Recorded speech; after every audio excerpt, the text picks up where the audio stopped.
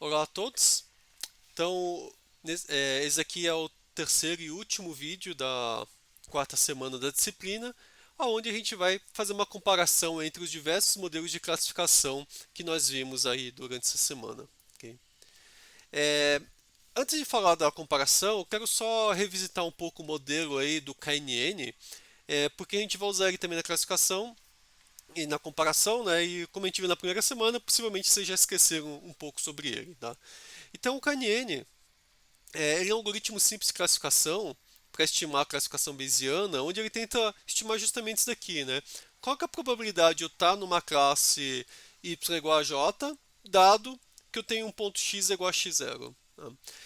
E ele faz isso simplesmente olhando para os seus vizinhos e vendo qual que é a porcentagem de vizinhos que está em cada classe. Então você pega lá você tem um X que está aqui no meio, por exemplo. Ele vai olhar para os vizinhos mais próximos e vai ver, bom, se 100% dos vizinhos estão numa classe azul, então eu vou dar 100% de chance de ele estar no azul. Se 2 terços dos vizinhos estão na classe azul, eu vou dar 66% de chance. Tá? E é isso que ele faz. Então, nesse caso aqui, eu tenho um exemplo aqui com k igual a 3, então ele olha para os 3 vizinhos mais próximos. Então, se ele estiver aqui, ele vai olhar para os 3 vizinhos e vai ver que tem 2 azuis e um laranja. Então, ele vai classificar como azul, com 66% de chance. Tá? Se eu tivesse aqui, a mesma coisa, ele ia ter 2 azuis e um laranja. Agora, se eu tiver mais para cá, ele vai ter o quê? 2 laranjas e um azul. Então, ele vai classificar o laranja aí com 66% de chance. Tá? E se eu tivesse aqui embaixo, ele ia dizer que era laranja com 100% de chance. Então, a lógica dele é relativamente simples, né? E só olhando essa equação aqui, ele simplesmente, essa função i, né, ele marca 1 aqui, se o meu rótulo aqui do meu yi for igual ao j aqui, né? Então, nesse caso é 1, senão ele vai ser 0. Por isso que aqui ele está calculando a porcentagem de vizinhos que estão na classe j, porque ele só vai ser 1 aqui quando o yi for igual a j. Tá? E no caso desse algoritmo aqui, um parâmetro super importante é o número de vizinhos que eu estou usando. Porque se eu usar aqui um vizinho, o que vai acontecer, né? Que se eu pegar isso aqui no meu conjunto de treino, ele vai sempre olhar aqui quem que é o vizinho mais próximo. Então, a minha fronteira aqui entre o caso que classifica como azul e laranja, ela é super ruidosa, porque só de andar um pouquinho aqui ele já muda, né, de laranja para azul aqui em vários momentos. Então, eu fico com essa fronteira super ruidosa. Agora, o outro extremo eu posso pegar um K igual a 100, quer dizer, eu estou olhando 100 vizinhos. Então a minha fronteira aqui é muito mais suave, né? Ela é quase uma reta aqui.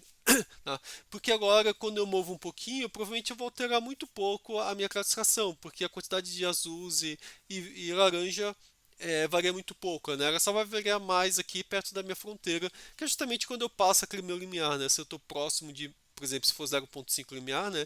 Se eu estou próximo de 0,5, eu estou em 0,49, que mudou para 0,51, daí eu tenho a minha fronteira, ok? Justamente nessa mudança aí. Tá?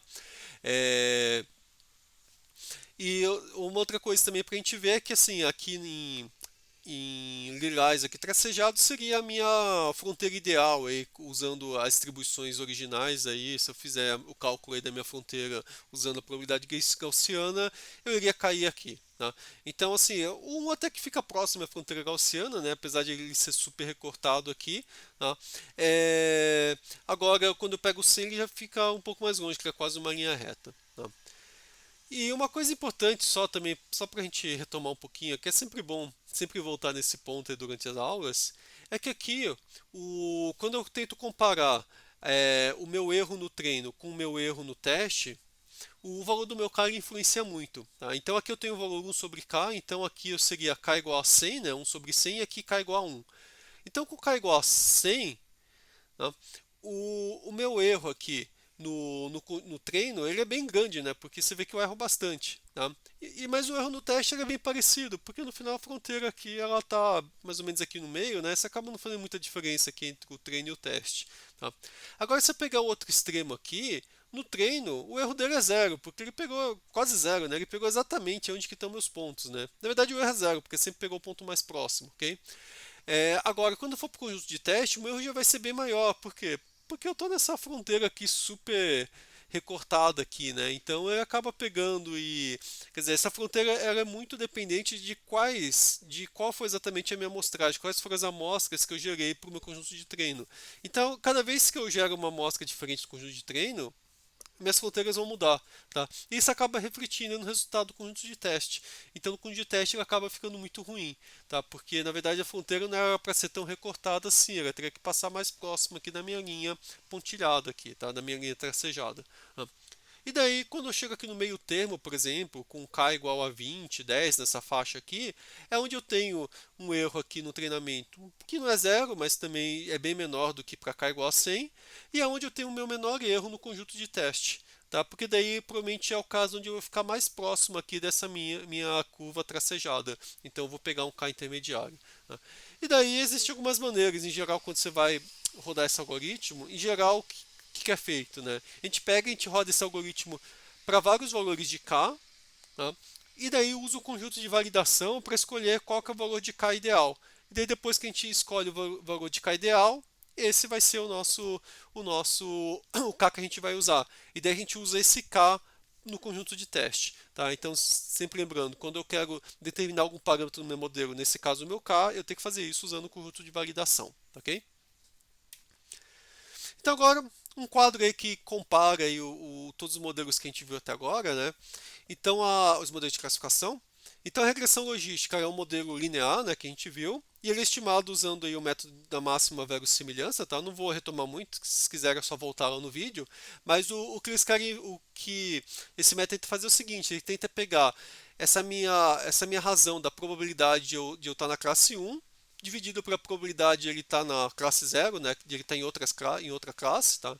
Então ele está pegando aqui, então essa razão aqui, pega o log dela, e a gente fala que o log dessa razão aqui, ele é proporcional a essa minha equação aqui, que é uma equação linear, né, que eu tenho um beta 0 aqui e meu beta 1 aqui multiplicando pelo x, tá?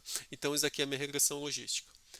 O LDA que a gente viu aqui na segunda aula também, né, é um modelo linear, tá? Só que agora ele faz uma suposição de que os preditores eles têm uma distribuição gaussiana, tá? E que as classes elas têm a mesma matriz de variância e de covariância entre esses meus preditores. É uma suposição que ele faz. Tá? E o LDA vai ter justamente um desempenho melhor nessas situações. Se elas estiverem exatamente nessas situações, provavelmente o LDA é o que vai funcionar melhor. Tá?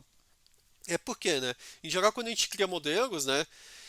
A quantidade de parâmetros que a princípio a gente tem seria quase infinita, né? Muito grande, então a gente tenta criar modelos mais simples que tem menos parâmetros.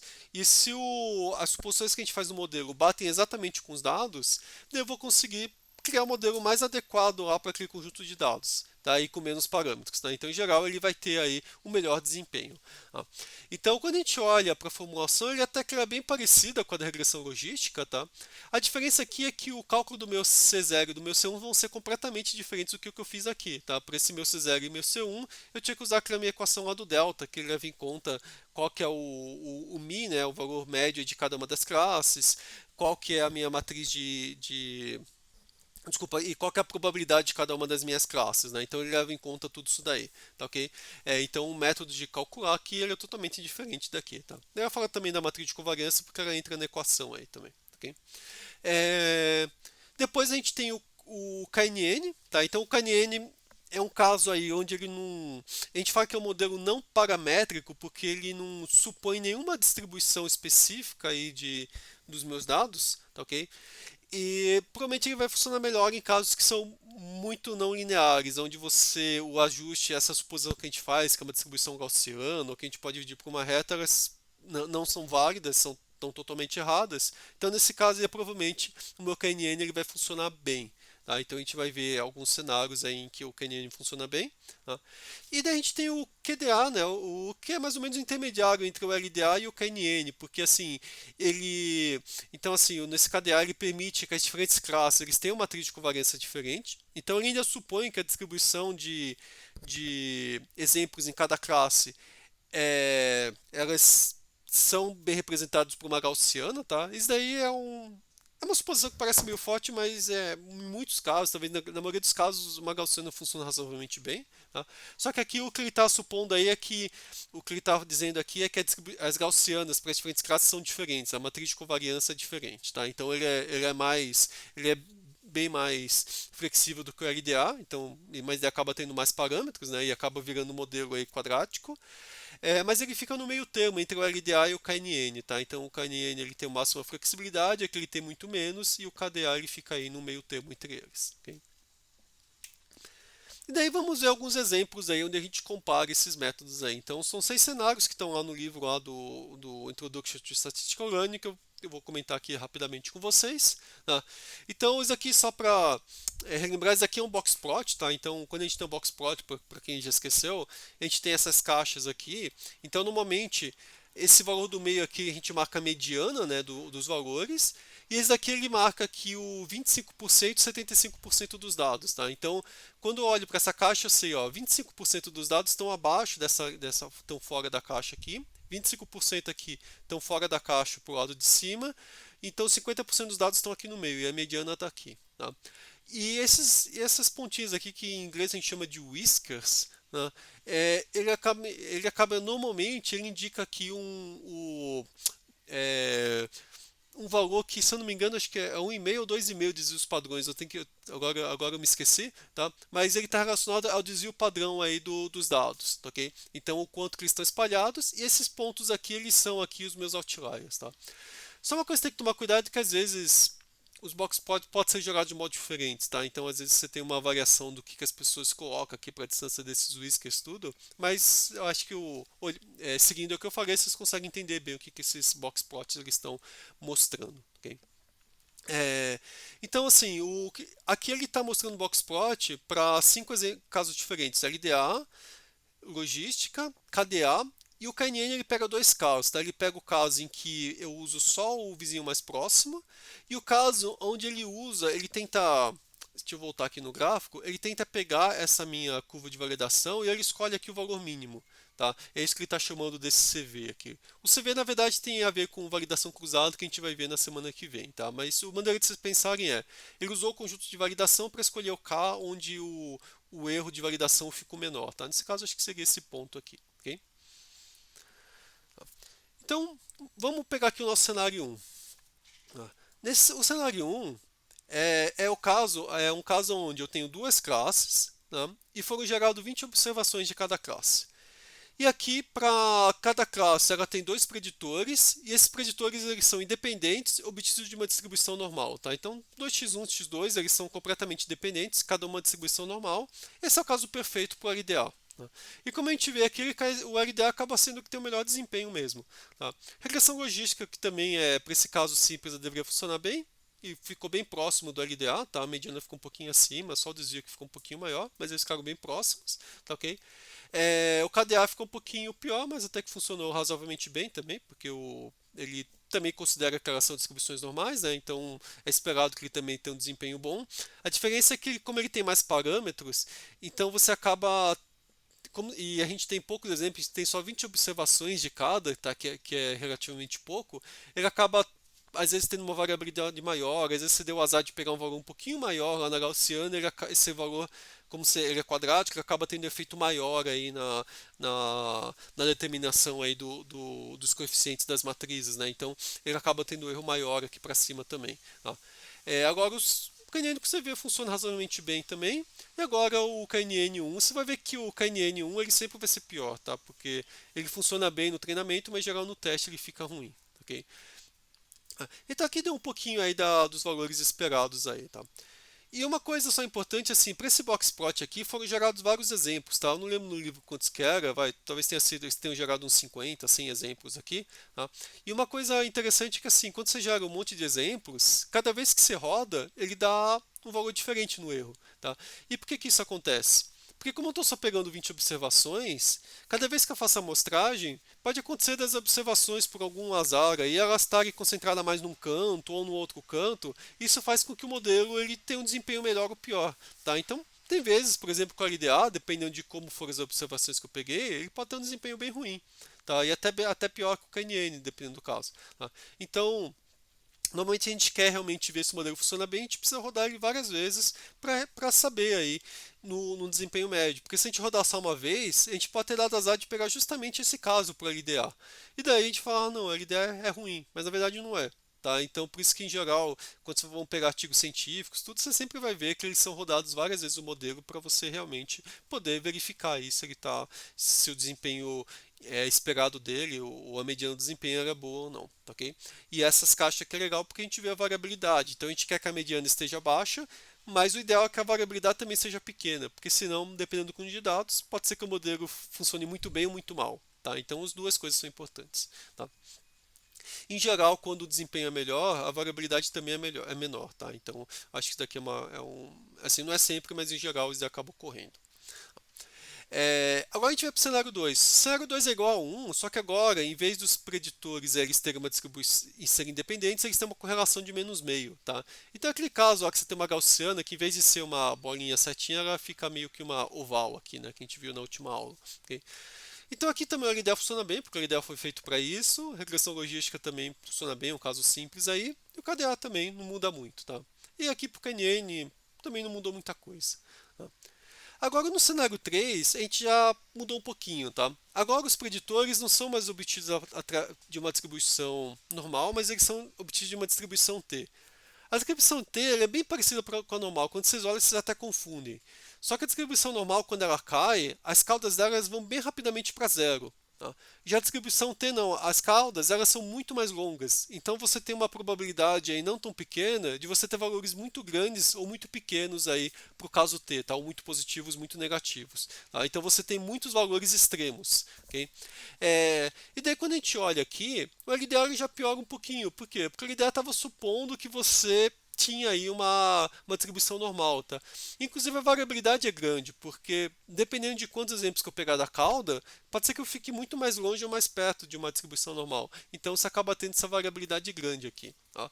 Mas ainda assim, como a distribuição T ainda lembra um pouco a normal, até que funciona razoavelmente bem. Tá? Agora a logística acabou funcionando melhor, porque ela não faz a suposição que é normal, tá? Então ela acabou tendo um desempenho melhor aqui do que o LDA.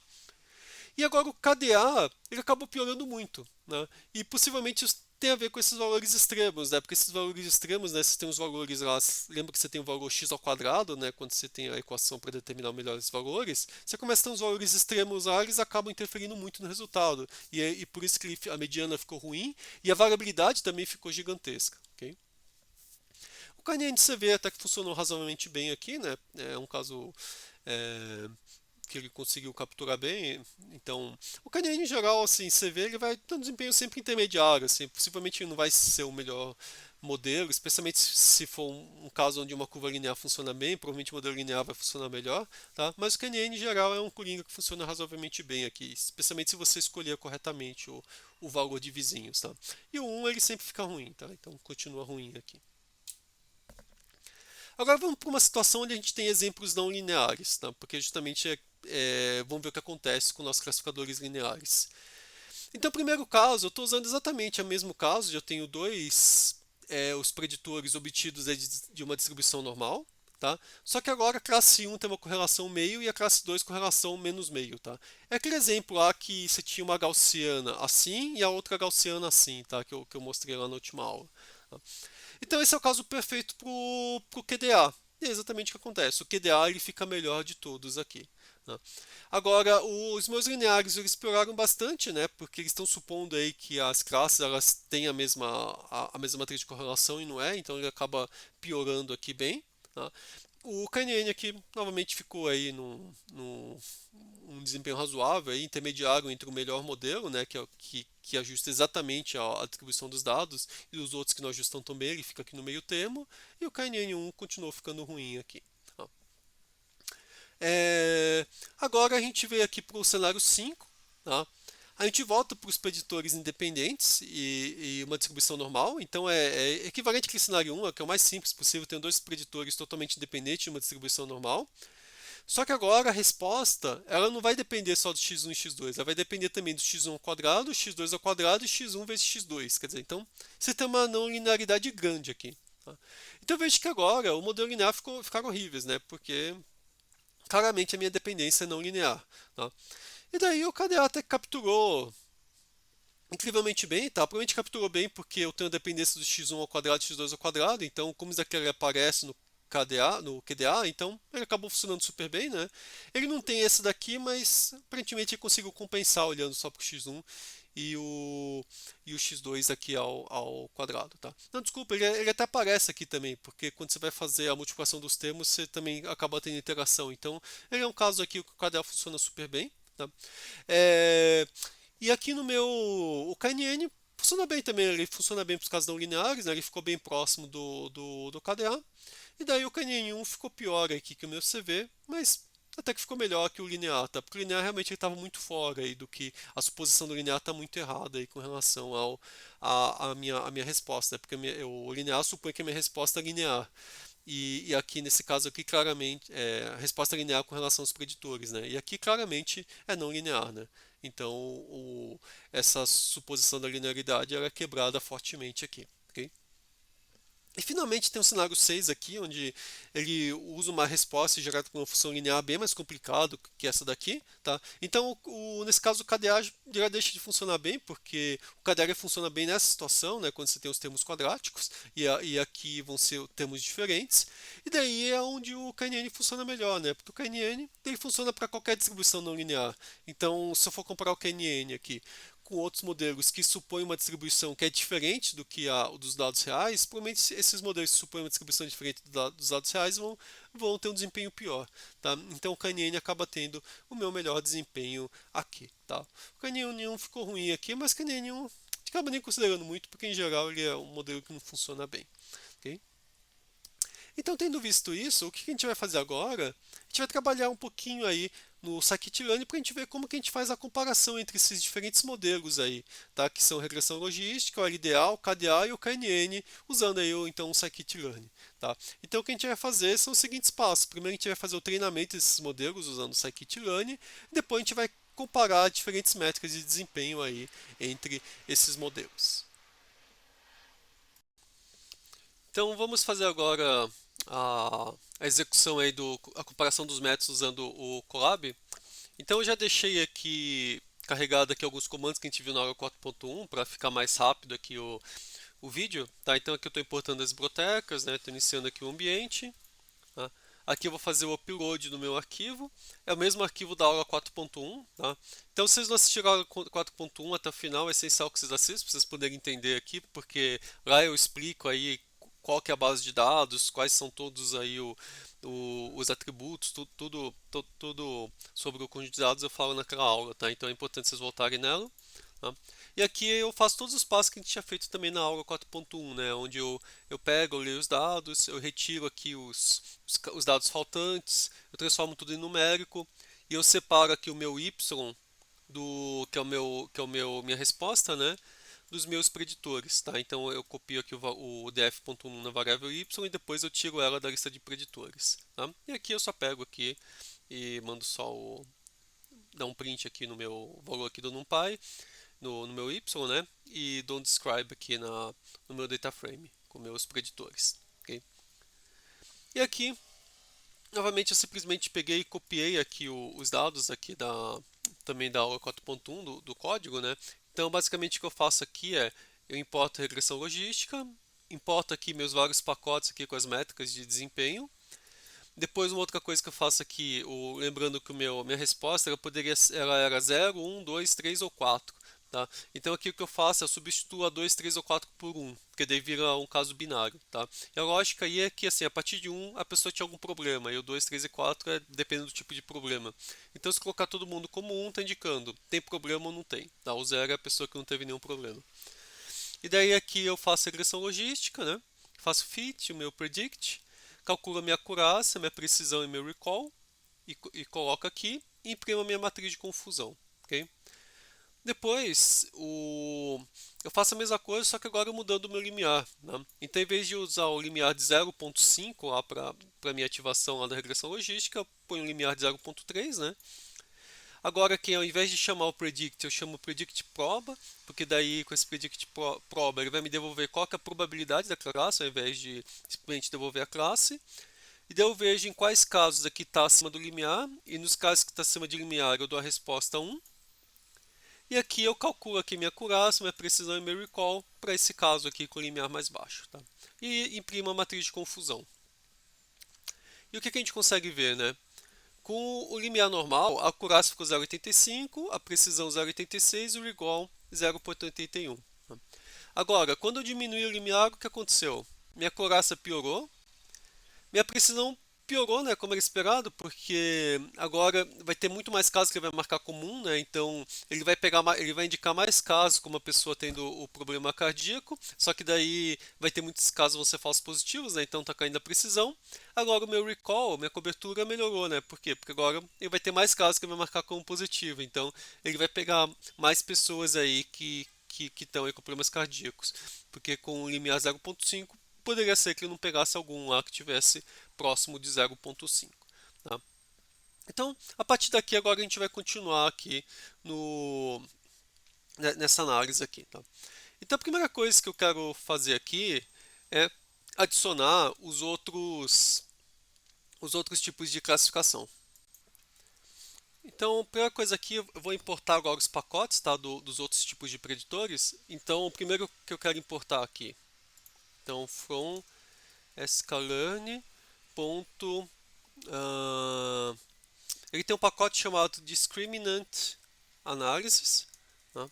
E a partir dele eu vou importar o Linear Discriminant Analysis. Tá? Então eu vou importar aqui o linear e vou importar também o meu quadratic. Okay? E além disso, eu vou querer importar o KNN, que é o outro que a gente viu. Né? Então eu vou pegar aqui, vou importar do sklearn.neighbors. Eu vou importar o meu kneighbors, vamos ver se ele acha aqui. Kneighbors classifier, ok? Então eu já estou com todos. Outra coisa também, deixa eu já começar a usar aqui o nossa divisão em treino, teste e validação, porque daí já faz toda a análise aí do modo correto, ok? Então aqui eu vou importar o meu train test split. O código para fazer a divisão em treinamento e teste, né? Vocês lembram que ele era muito complicado, então eu vou copiar e colar aqui da aula anterior, de uma outra aula, porque dele fica mais rápido, mais fácil, ok? Então eu vou pegar aqui, né? Estou dividindo aqui 80% para treino, 20% para teste, e no caso do meu treino, eu estou pegando 25% como validação. Então no final ficou 60% treino, 20% validação e 20% testes, ok? E agora, se eu quiser criar aqui meus preditores, eu ponho, né, o da regressão logística eu já tinha criado aqui em cima, né? Deixa eu só copiar aqui então. Vou colocar aqui para criar de novo. Okay. Vou também fazer agora o do LDA. Então vou colocar aqui LR para saber que é regressão logística. Então aqui eu vou colocar o meu LDA, vai ser o meu Linear Discriminant Analysis. Eu tenho que passar aqui meus... No caso do LDA, eu não tenho nenhum parâmetro, mas eu vou já fazer meu fit aqui também, tá? Sempre fazer o fit aqui com os dados de treino, tá? Deixa eu já fazer o fit aqui também, aqui no meu regressão logística. Agora eu vou fazer a mesma coisa aqui para o KDA, ou QDA na verdade, né?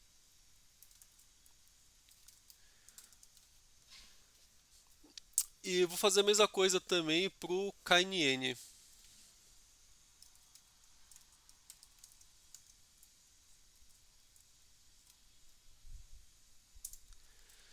Aqui eu preciso passar no KNN um parâmetro que é o número de vizinhos, tá? Eu vou usar aqui como 20, que acho que é um que tinha ficado bom resultado, né, quando eu acabei de mostrar os slides. Então vou deixar aqui como 20 e também vou fazer o meu fit aqui. Ok? Então agora eu vou pegar, vamos rodar só para ver se ele vai dar certo, porque daí significa então que eu consegui fazer o fit de todos. Ok? Então agora vamos tentar ver aí como que cada um desses testes, cada um desses métodos ficou, tá? É uma coisa assim que é sempre importante, que já falei em outra aula, né? Quando a gente vai repetir muito um código, a melhor coisa é pegar e colocar ele numa função, tá? Então essa parte aqui de predizer, gerar matriz de confusão, provavelmente a gente vai fazer várias vezes, ok? Então eu vou copiar para cá.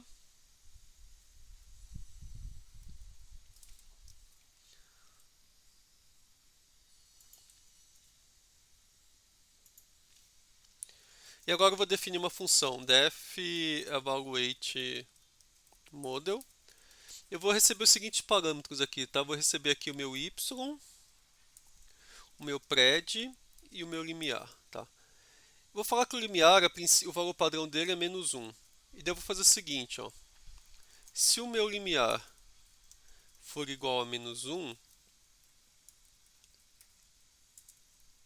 na verdade, se o meu limiar falar o seguinte, for maior ou igual a zero, que se substitui o -1, eu faço o seguinte. Em vez de calcular o pred, eu calculo o pred proba. E daí eu falo que o pred, tá, a minha predição vai ser igual a esse. Então aqui, ó, então se o limiar é maior do que zero, eu estou supondo que eu quero um limiar diferente do limiar padrão, tá? Que é o limiar de meio, né? Então nesse caso aqui eu vou calcular o pred proba, tá? O predict proba. E daí eu vou usar aqui o meu limiar para saber quem que eu vou categorizar como 1, né? Então, por exemplo, se o meu limiar for maior se eu colocar o limiar 0.3, for maior do que 0.3, então ele vai classificar como 1. E depois aqui o restante, deixa aqui, né? Claro, e se ele for -1, né? Daí o meu pred, daí eu chamo aqui direto, deixa eu copiar aqui de cima, o predict diretamente, né?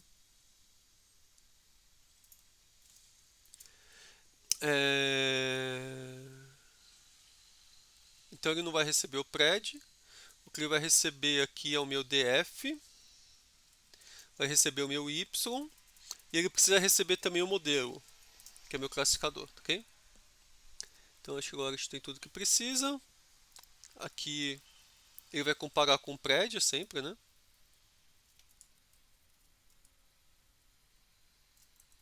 Ok?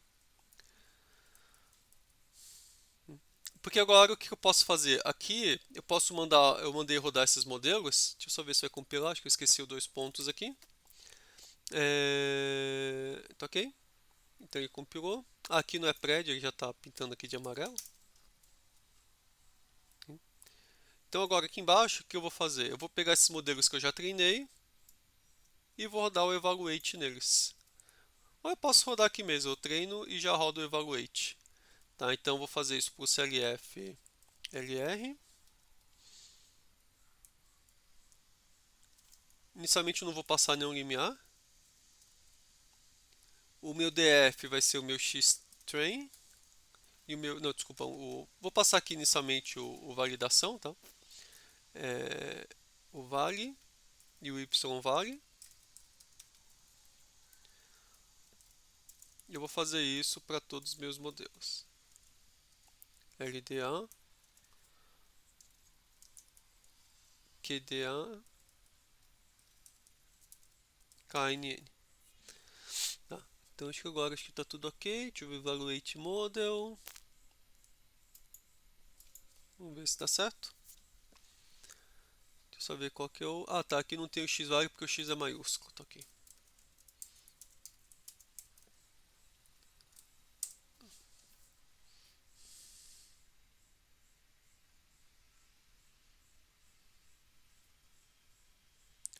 Deixa eu só ver uma coisinha aqui. Ah, aqui eu. Não sei porque eu apaguei o prédio aqui. Tá, eu tenho que passar o Y original e o valor que eu previ, né? Senão ele não consegue calcular o erro. Okay? Então agora foi.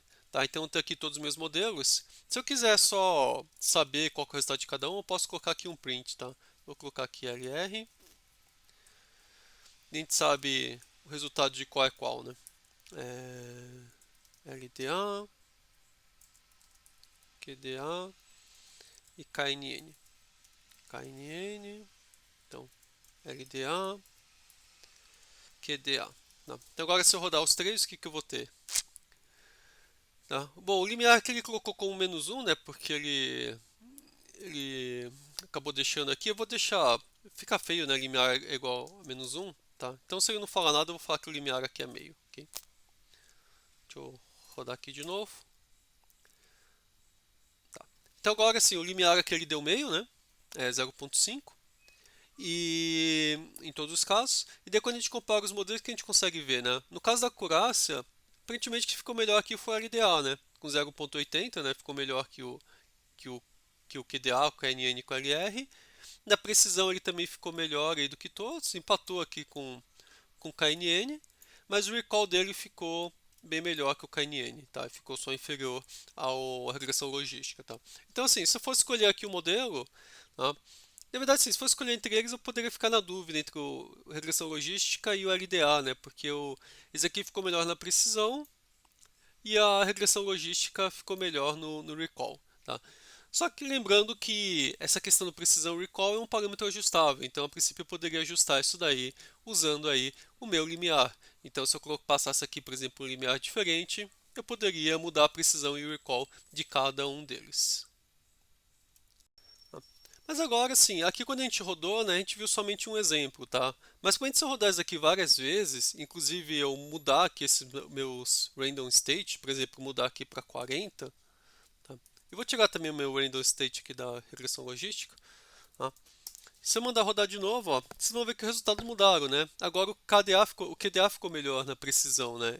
E na acurácia. Quer dizer, então o problema é se a gente rodar só uma vez, a gente não sabe qual que é melhor, tá? Então, normalmente o que a gente faz é o quê? A gente roda um monte de vezes e tenta ver aí como que os modelos se comportam em diferentes situações. Então, você nunca pode rodar uma vez só, tá? Então, você vê aqui, ó, eu rodei de novo, novamente, agora o QDA ficou melhor em tudo, quer dizer, ficou um pouquinho pior no recall, tá? Mas aqui, claramente, o QDA ficou superior aos demais, tá?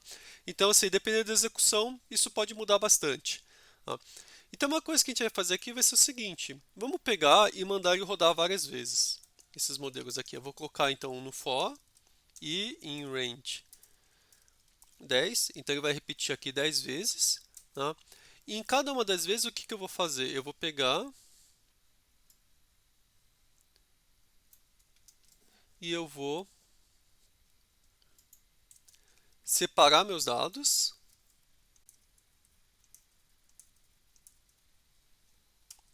Eu vou treinar o modelo com esses dados aí. Tá? E daí depois disso que eu vou fazer? Eu vou pegar e vou calcular a minha acurácia, a minha precisão aí, o meu... Primeiro vamos fazer só a acurácia mesmo, tá? Vamos ver o que acontece com a acurácia, ok? Então eu vou fazer o seguinte, eu vou ter vários vetores. Eu vou ter um vetor de acurácia para regressão logística. Eu vou ter aqui um para cada um. Tá? Um para o LDA, um para o QDA e um para o KNN. Agora, eu vou pegar em cada uma das execuções aqui, o que eu vou fazer? Eu vou pegar e eu vou adicionar aqui qual que foi a minha acurácia. Tá? Então eu vou colocar aqui o meu accuracy score. Tá? E daí quem que eu vou comparar aqui, né? O meu y. Por enquanto eu vou trabalhar só com a validação, tá? Depois eu já vejo, eu já falo porque que eu estou usando só a validação. Esse aqui é o meu y real. E qual que é o meu valor predito? Eu vou pegar o meu CLF LR e vou chamar aqui o meu predict.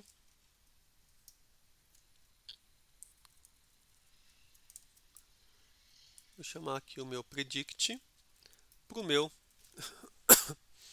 x train, ok? X maiúsculo. Então eu vou pegar, então em cada passo aqui eu vou pegar, então em cada passo aqui do meu laço eu divido aqui um conjunto diferente de teste e validação, né, treino. Eu faço fit aqui para cada um dos meus 4 modelos e agora eu vou pegar e eu vou calcular a acurácia de cada um deles, tá? Comparando aqui a predição com o valor real. Tá? Ah, já estava errando aqui, né? Que é x vale, né? Eu tenho que comparar a validação com validação, né? Senão não faz. E daí, agora,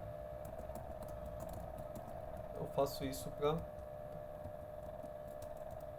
todos. O meu LDA, KDA, KNN, LDA, KDA, KNN. Tá? Agora eu tenho aqui, eu vou pegar e vou rodar e eu vou salvar todos os meus dados. Tá? Primeiro vamos só ver se está rodando aqui, o que está errado aqui. Deve estar com alguma... Tem um parênteses a mais aqui. Okay? Deixa eu deixar eles meio alinhados aqui. Aí fica mais fácil ver onde que estão os parênteses. Tá? Então tá ok. Agora de novo, vou rodar aqui. Eu fiz aqui para validação, mas deixa eu fazer também aqui pro teste. Porque eu quero fazer pro teste só para mostrar aí que, desculpa, pro teste não, pro treino, só para mostrar aí que como que os algoritmos se comportam no conjunto de treino e no conjunto de validação, tá? Então aqui em cima eu estou usando os de treino.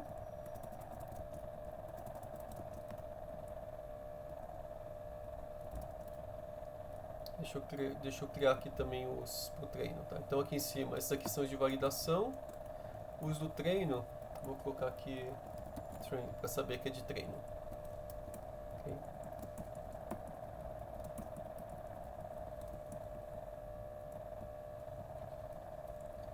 Ou só uma coisa falar assim, depois a gente vai começar a ver, tá? Se tiver alguém aqui que já mexe com o scikit-learning, eu falo, tem um monte de coisa que o scikit-learning tem pronto, tá? E na verdade ele tem várias coisas, tá? Que a gente vai fazer também na aula de hoje, a parte de curva ROC, tudo. Mas aqui eu tô fazendo tudo bem manualmente pra vocês verem como que funciona, tá? Porque senão vocês vão lá, jogam no scikit-learning, fica aquela caixa preta, e vocês rodam e nem sabem o que tá acontecendo, tá? Então aqui eu peguei, então eu rodei, né? Então eu fiz aqui a predição por conjunto de treinamento e também de validação. E agora eu vou fazer meus box plots, tá? Deixa eu ver aqui se eu importei o matplotlib, importei, tá? Então se eu quiser fazer o boxplot no meu matplotlib, é só chamar o comando boxplot. E daí aqui eu passo quem que eu vou colocar aqui.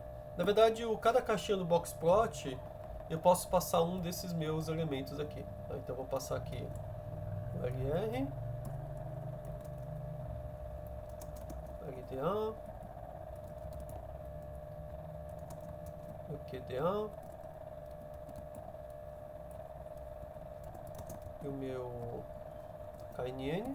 Então eu vou passar o do treino. Tá? Uma coisa... Deixa eu rodar assim só para ver se está dando tudo certo. Então ok, aparentemente, quer dizer, ele gerou, mas está com algum problema aqui. Vamos voltar aqui para ver o que está acontecendo. Eu acho que aqui o que aconteceu é que eu esqueci de tirar o random state aqui, então ele está dando sempre os mesmos conjuntos de dados. Então o resultado é sempre o mesmo. Agora sim. E agora a gente tem uma variabilidade aqui, ok? Primeira coisa, deixa eu colocar aqui um ponto e vírgula para ele não ficar imprimindo aquele monte de coisa na tela. E aqui eu vou colocar o plt.show. Tá? E uma coisa aqui também, a gente fica 1, 2, 3, 4, né? É meio feio de ver, né? Então eu vou fazer o seguinte, vou colocar aqui que é quais que são os labels, que daí fica melhor. Né? Então fica aqui LR, LDA, QDA e o meu KNN, tá? Então eu fiz isso aí pro boxplot, deixa eu colocar aqui um título nele. Então eu fiz aqui pro meu treino e agora vamos fazer também pro meu validação.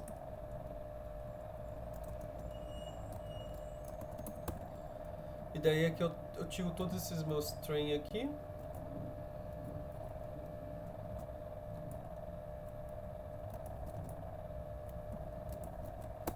Okay? Agora eu posso rodar e eu consigo comparar meus algoritmos aí no treino e validação. É que tem que mandar os dois mostrarem, né? Ele acabou colocando tudo no mesmo gráfico, por isso que ficou feio. Ok, então o que a gente consegue ver, né? Bom, no caso do treino aqui, o KNN ficou bem melhor que os outros. Não, desculpa, a Coraça, né? É ao contrário, desculpa. O KNN ficou bem pior que os outros, estava achando esquisito o KNN ficar tão bom. Então quem ficou melhor aqui, no geral, foi o KDA, né? O QDA ele ficou melhor em quase todos. Porque teve alguns aí que a regressão logística foi um pouquinho melhor, tudo, mas claramente o QDA ficou melhor. Tá? Então se a gente fosse olhar só por treino, a gente ia falar, o QDA é o melhor. Tá? E faz sentido que o QDA fique melhor no treino, por quê? Porque o QDA ele tem muito menos graus, ele é muito mais flexível, né? Então ele consegue se ajustar muito melhor nos dados. Então quando a gente vai rodar ele no treino, em geral, ele vai ficar com ajuste melhor, tá? Agora, a regressão logística vai ficar pior, né? E a LDA, porque são lineares. O KNN, na verdade, só ficou ruim aqui porque eu usei 20 vizinhos, tá? Então eu poderia ter usado, por exemplo, mais vizinhos. Menos vizinhos. Deixa eu mudar aqui para 10. Acho que 20 é muito. Bom, não melhorou muito aí. Mas veja que agora também quando rodou de novo, veja como muda o resultado, né? Isso porque eu rodei 10 vezes, né? É, deixa eu colocar para rodar 20 vezes. Já que ele está variando tanto aí. Ele fica com um pouquinho mais de dados. E acaba demorando, né? Porque ele tem que treinar todos os modelos 20 vezes, tá? Mas em geral assim, o QDR é um pouquinho melhor aí que os lineares e o KNN ficou pior, ok? Mas agora quando tiver conjunto de validação, veja o que aconteceu, né? Os lineares ficaram melhor que o QDA. Então, apesar do QDA ter feito um ajuste melhor nos dados, ele provavelmente teve algum tipo a gente chama de overfit, né? Quando ele fica muito ajustado aos dados de treino e no teste ele não fica tão bom. Tá? É que o overfit muitas vezes a gente usa em caso muito mais grave, mas a gente pode dizer que assim, ele pega, né? Ele acaba tendo essa variância muito grande, né? Porque ele faz esse ajuste muito justo aí nos dados de treino. Tá? E daí quando você vai testar em dados de teste, são dados que ele não viu, ele acaba não funcionando tão bem. Tá? E daí quem funcionou melhor aqui acabaram sendo os lineares aqui. Tá? Aparentemente a regressão logística ficou um pouquinho melhor, tá? Mas assim, aqui não é uma disciplina de estatística, mas se eu fizesse essa estatística aqui, eu tenho quase certeza que não seria significativo. Então acho que provavelmente se fizesse teste estatístico, tá? Eu estaria que esses dois aqui dariam como tendo dado igual, e esse daqui teria dado um pouco pior aqui. Então eu acho que isso aqui eu acredito que seja significativo. E claramente o KNN tá muito pior aqui no caso de validação. Tá? Então, basicamente assim, se vocês tivessem um problema aqui nesse problema que eu estou mostrando, se falar, agora eu quero calcular e qual é o melhor método, os passos aí seriam basicamente esse que eu fiz, porque agora está conseguindo fazer todos os passos aí para 20 amostras diferentes, tá ok? Finalmente agora, vamos ver como a gente faz então a nossa curva ROC. Ok? Então lembrando, quando a gente quer fazer a nossa curva ROC, a gente precisa avaliar o nosso limiar, né? Esse, esse limiar que aparece aqui, né? É, esse daqui, tá? Porque daí quando a gente muda o limiar, o que acontece, né? A taxa aí de verdadeiros positivos e de falsos positivos ela muda. E é isso que a gente vai querer avaliar, tudo bem? Então o que a gente vai fazer aqui é o seguinte, vou pegar, eu vou copiar isso daqui para baixo, porque a gente vai acabar usando, né? E daí eu quero fazer o seguinte, eu vou pegar aqui meu limiar e eu vou fazer uma variação dele. Primeiro acho que eu vou fazer o seguinte, eu vou fazer um i aqui, é, na minha faixa aqui, fazer ele de 0 a 101, pulando de um em um. Então ele vai gerar 100 valores, tá? E o meu limiar, vou chamar aqui vou chamar de limiar mesmo. Eu vou fazer ele ser igual aí sobre 100, tá? Porque o meu i aqui ele vai de 0 até 100, então o meu limiar aqui ele vai de 0 até 1. Okay? Então eu vou pegar vários limiares diferentes. Tá. Então para cada limiar aqui eu vou pegar as probabilidades e daí eu vou fazer minha predição. Tá? Agora o que eu preciso é descobrir qual que é a minha taxa de verdadeiro positivo, meu TPR, e minha taxa de falso positivo, meu FPR. Tá? Então como que a gente vai fazer isso aqui, né? Primeiro, eu acho que a melhor maneira, né, se for lembrar, a gente podia tirar essas métricas aí, tá? Quem tiver com dúvida volta um pouquinho lá na última aula, na 4.2, que eu falo bastante isso aí bem no finalzinho da aula.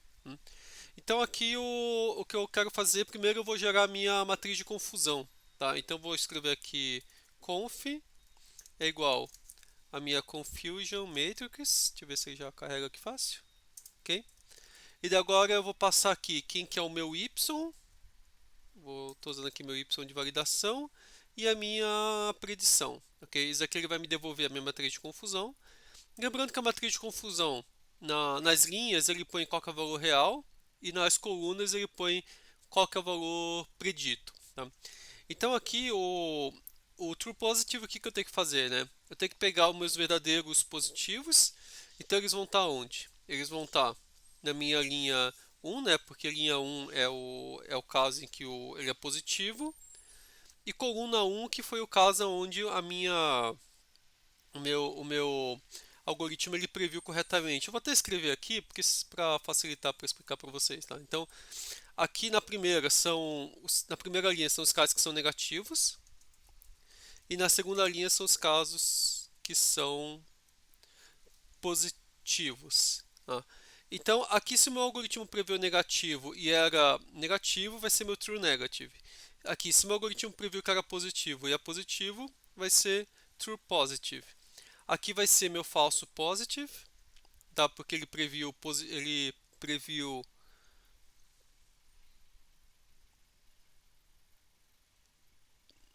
não, desculpa. Aqui é meu falso positivo, né? Porque aqui, lembrando que aqui a última coluna é o que ele previu. Então aqui ele previu que era positivo, mas na verdade é negativo. Aqui ele previu que é positivo e é positivo. Aqui ele previu que é negativo e é realmente para ser negativo. E aqui é meu falso negativo, né? Porque ele previu que é negativo, mas deveria ser positivo. Tá? Então meu true positive rate, tá? O que eu vou fazer? Eu vou ter que pegar esse daqui, certo? Esse valor TP que está aqui e vou dividir pelo valor de conf 1, opa, o mouse está bem em cima, 0 mais conf 1, tá? Por quê? Eu estou pegando aqui, ó, todos os casos que tinha que ser positivo, que tinham que ser positivos, quais que ele acertou, tá? Então ele acertou esse daqui, tá? Que é o true positive, linha 1, coluna 1, e aqui os positivos estão aqui, ok? Agora vamos pegar aqui os falsos positivos, ok? Então o falso positivo, na verdade, ele está pegando a coluna de cima, né? Por quê? Aqui, ó, eu vou estar pegando a linha 0, coluna 1, que é o caso que foi o falso positivo, né? Que ele marcou aqui, né? E tem que pegar aqui e dividir por quem? Pelo total de negativos que eu tenho aqui. Então eu vou dividir pelo conf00, conf01, ok?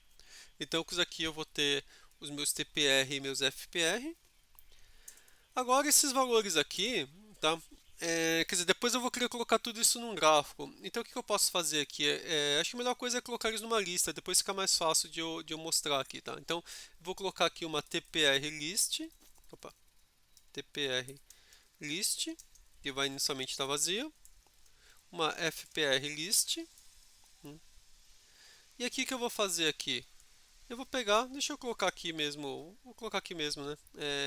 TPR list.append, e daí eu já coloco o valor aqui direto. Se eu quiser saber o valor do último TPR, né, é só pegar o TPR list, né, e pegar o último valor dele. E aqui meu FPR list, vou colocar aqui. Daí eu acho que é só isso. E depois no final vamos mandar imprimir. Eu vou fazer aqui o meu plt.plot e daí eu vou colocar aqui o meu na minha linha, né? É o meu falso positivo e na minha coluna é o true positive.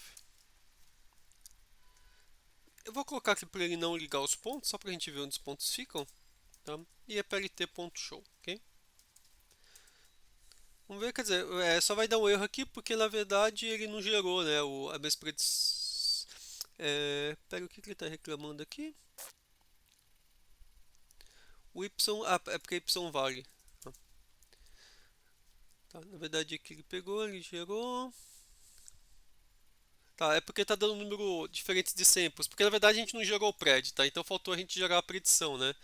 Então vamos usar o quê? Vamos usar a regressão logística, porque a regressão logística aqui foi a que aparentemente aqui deu o resultado melhor, né? Então vamos ficar com ela.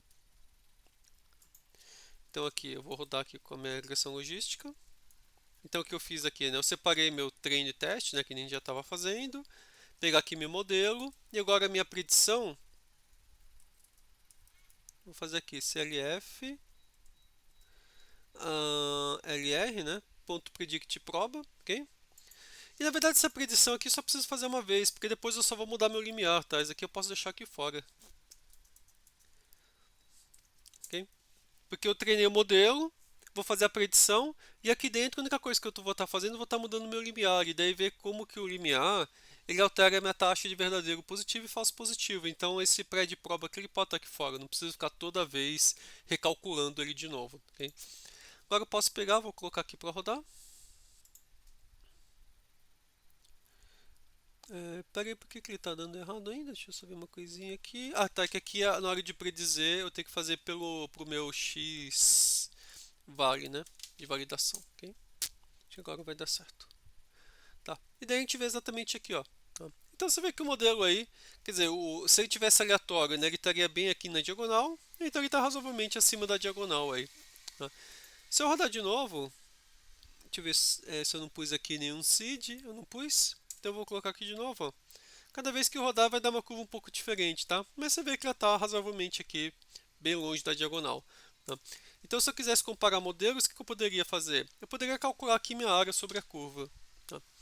E uma coisa que eu acho que é interessante é que o Scikit-Learn ele tem algumas funções para isso, tá? Eu não vou usar eles aqui, tá? Porque o foco aqui é que vocês realmente vejam como constrói a essa minha curva ROC, né? Então aqui a gente teve que calcular as probabilidades. Então vamos só voltar aqui um pouquinho, tá? O que a gente fez?